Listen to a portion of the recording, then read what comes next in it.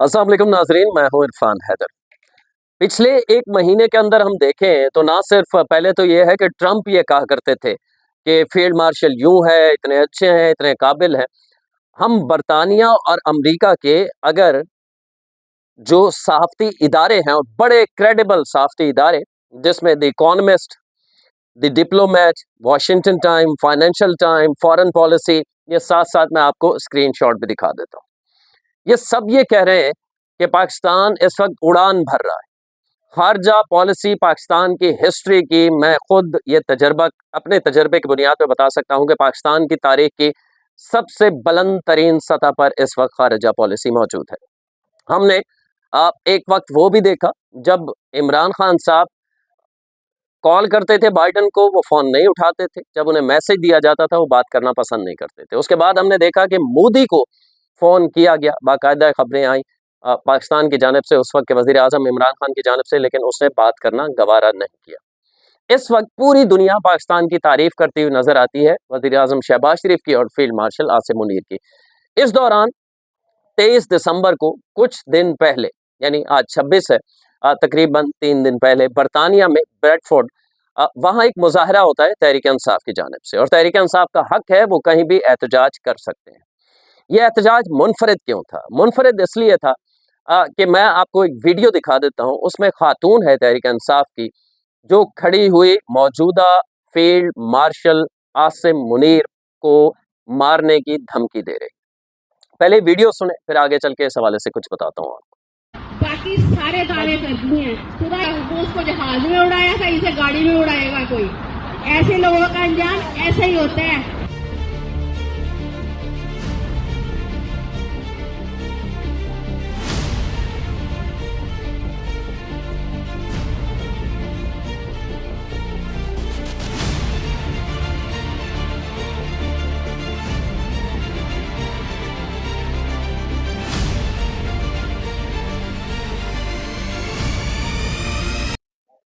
तो ये वीडियो आपने देख ली। अच्छा, यहाँ तक महदूद है होता कि उस एहतजाज में एक खातून है, उसकी राय है, वो अपनी बरतानिया के मुताबिक, कानून के मुताबिक वो तनकीद कर सकती थी, लेकिन ज़ाहिर है वहाँ भी किसी को इस तरह मारने की धमकी देना अलाउड नहीं है कि फ़लाँ जो है वो तैयारे में गिर के मरे हैं, इसको भी कोई बम से उड़ाएगा और ऐसे लोगों का ऐसा अंजाम होता है। इस किस्म की गुफ्तगू है। बरतानिया में किसी को धमकाना इस हवाले से बड़े सख्त कवानीन है। इसके रिएक्शन में पाकिस्तान की जानिब से रद्द-ए-अमल आया, जो कि आना चाहिए था ज़ाहिर है। अब हुआ ये है कि ये यहाँ तक महदूद होता ना कि जिसने ऑर्गेनाइज़ किया था वो एहतजाज पाकिस्तान तहरीक-ए-इंसाफ के ऑफ़िशियल ट्विटर अकाउंट से ऑर्गेनाइज़ किया गया, ठीक है? यानी तहरीक-ए-इंसाफ इसकी ज़िम्मेदार है। अब आप ये कह सकते हैं कि उस खातून का ये इंडिविजुअल एक्ट था, ज़ाती उसका बयान था, तहरीक-ए-इंसाफ ने उसे नहीं कहा होगा। अगर ऐसा होता तो फिर उस वीडियो को दोबारा तहरीक-ए-इंसाफ के वीडियो के अंदर मैंने आपको दिखाई देखा होगा, ऑफ़िशियल ट्विटर अकाउंट से शेयर किया जाता है। यानी तहरीक-ए-इंसाफ ये बताती है कि हम इस बयान के साथ खड़े हैं। अब है क्या? अब है ये कि बरतानिया के अंदर किसी को मारने की, कत्ल करने की, इस किस्म की धमकी के संगीन नताइज होते हैं।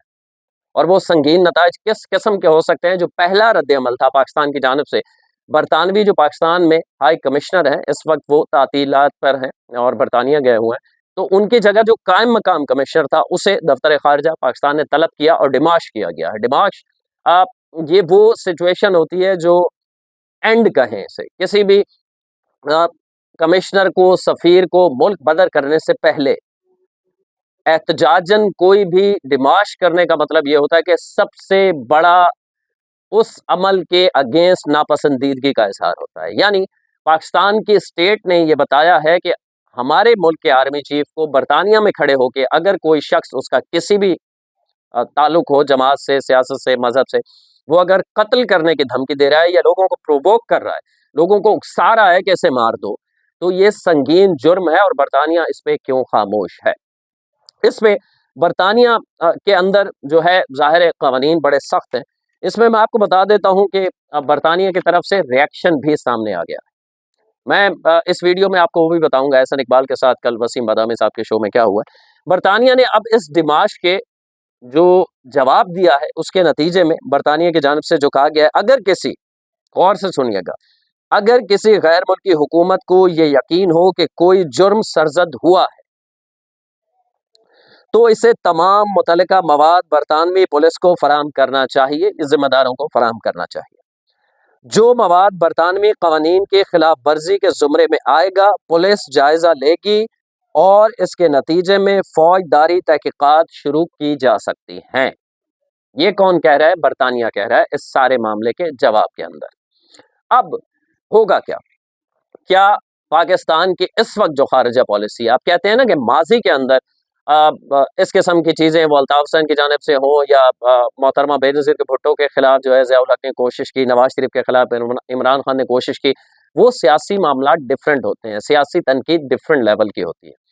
किसी को, चाहे वो आम आदमी पाकिस्तान का क्यों ना हो, उसे खड़े होके माइक के ऊपर धमकी देना या उसे लोगों को उकसाना, उसके आसपास रहने वाले या अपने फॉलोअर्स को ये कहना कि उसे कोई मार दे, ये तरगीब देना एक संगीन जुर्म है। अब पाकिस्तान इस हवाले से क्या करता है? डिमार्च तक ये रुकेगा मामला या पाकिस्तान वहाँ कानूनी चाराजोई के लिए मवाद भी प्रोवाइड करता है? और मवाद क्या है? जाहिर है, एक तरफ पहले एक ऑर्गेनाइज किया जाता है उसी ट्विटर अकाउंट से जो कि तहरीक इंसाफ का ऑफिशियल है, वो खातून इस किस्म की धमकियां में गुफ्तगू करती है और फिर उस वीडियो को दोबारा तहरीक इंसाफ के प्लेटफॉर्म से शेयर किया जाता है। मेरे ख्याल में जितनी समझ बूझ हमें है, ये कानूनी कार्रवाई के लिए काफ़ी है, क्योंकि वो उसका इंडिविजुअल एक्ट नहीं, तहरीक इंसाफ उसे शेयर करके बता रही है और पहले उसी से लोगों को जमा भी कर रही है उस ट्विटर अकाउंट से कि हम इसे ओन करते हैं। तो ये तहरीक इंसाफ के लिए संगीन होने वाला है। दूसरा ये, एक तरफ आप कहते हैं, मेरे अभी प्रोग्राम में तहरीक इंसाफ के एक रहनुमा थे, वो कहते हैं कि नहीं हम इसे डिसोन करते हैं, ये बरतानिया चैप्टर जो है वो कर रहा है, तो उन्हें आप एलानिया क्यों नहीं कहते कि हमारा इनसे कोई ताल्लुक नहीं है? फॉर एग्जाम्पल मैं कहता हूँ, अगर शहजाद अकबर रियासत के खिलाफ बात करता है, आदिल राजा करता है, आदिल राजा के हवाले से तो एक आध बयान दे चुके हैं तहरीक इंसाफ वाले, हमारा इससे कोई ताल्लुक नहीं। शहबाज गिल करता है, अभी भी आपकी पार्टी का हिस्सा है। जो रियासत मुखालिफ, आप हुकूमत के खिलाफ बात कर सकते हैं, तनकीद कर सकते हैं, उनकी खामियां बता सकते हैं, लेकिन अब मुल्क पाकिस्तान के खिलाफ, मतलब ये पाकिस्तान के खिलाफ है कि आप रेमिटेंस ना भेजें कानूनी तौर पे, ये पाकिस्तान के खिलाफ है कि जो है वो सिविल नाफरमानी की आप बिल ना भरे, तहरीर खान साहब कह चुके हैं जलसे में के अंदर खड़ो के, ये रियासत के खिलाफ बात है, ये किसी हुकूमत से इख्तलाफ राय नहीं है। इसी तरह अगर आप कहते हैं IMF को खत लिखकर कि आप जो है वो इन्हें कर्जा ना दें, इसका मतलब है आप फिर रियासत के खिलाफ जा रहे हैं। होता क्या है, आहिस्ता आहिस्ता आहिस्ता आपका जहन बनाया गया है कि ये इमरान खान और इसकी पार्टी ये कानून से मुबर्रा है, अगर इसे कोई कुछ कहेगा, ये कुछ भी कह सकते हैं, इन्हें कोई कुछ ना कहे।